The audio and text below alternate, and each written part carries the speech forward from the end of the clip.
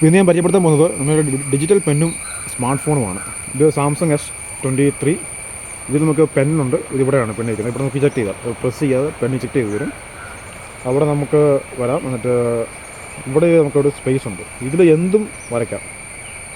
Okay, for example ഒരു demo ഞാൻ കാണിക്കാം. ഇത് പെന്ന്, ഇത് സ്ക്രീന്. ഇവിടെ ഞാൻ ചുമ്മാ ഒരു പൂ വരയ്ക്കാൻ വേണ്ടി പോവാം. വെറുതെ ഒരു സൺഫ്ലവർ ആയിക്കോട്ടെ. സൺഫ്ലവർ, ഇതതിൻ്റെ സ്റ്റെം, പിന്നെ നമ്മളൊരു ചെടിച്ചട്ടിയും കൂടെ വെച്ചു. ഓക്കെ, അപ്പോൾ ഇത്രയാണ് നമ്മൾ വരച്ചേക്കുന്നത്. ഇനി എന്താണെന്ന് വെച്ചാൽ ഇവിടെ ഇതുണ്ട് water colour, illustration, pop art, oil painting, 3D sketch, ഇതെല്ലാം ഉണ്ട്. നമുക്ക് ഏത് വേണമെങ്കിലും അതെടുക്കാം. ഫോർ എക്സാമ്പിൾ ഞാനിപ്പോൾ എടുക്കാൻ പോകുന്നത് 3D ആണ്. അപ്പോൾ 3D ക്രിയേഷനിൽ പ്രസ് ചെയ്യുന്നു. പിന്നെ ജനറേറ്റ് എന്നുള്ളൊരു ഓപ്ഷൻ ഉണ്ട്. ആ ഓപ്ഷനിലും ക്ലിക്ക് ചെയ്യുക.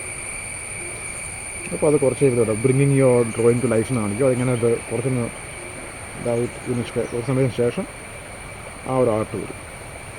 ഇതുണ്ട്. ഇപ്പോൾ നമ്മൾ വരച്ചത് ഇത് ഇങ്ങനെ ആയിട്ടുണ്ട്. ഓക്കെ, വേറെ എക്സാമ്പിൾ ഞാൻ കാണിക്കാം. നമ്മൾ എന്തെങ്കിലും എഴുതാം. ഇതിപ്പോൾ ഞാൻ എൻ്റെ ഒരു മറ്റേ എഴുതുന്നു വരുന്നില്ല. എൻ്റെ ഒരു സിഗ്നേച്ചർ ഞാൻ ഇടാൻ പോവാം. ഇപ്പോൾ ഫോർ എക്സാമ്പിൾ എൻ്റെ സിഗ്നേച്ചർ മലയാളത്തിലാണ്.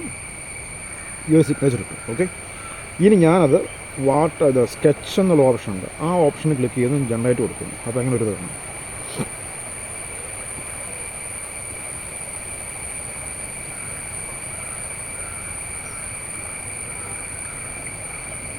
ഇതുണ്ടോ, ഇതിങ്ങനെ വന്നിട്ടുണ്ട്. മനസ്സിലായല്ലോ?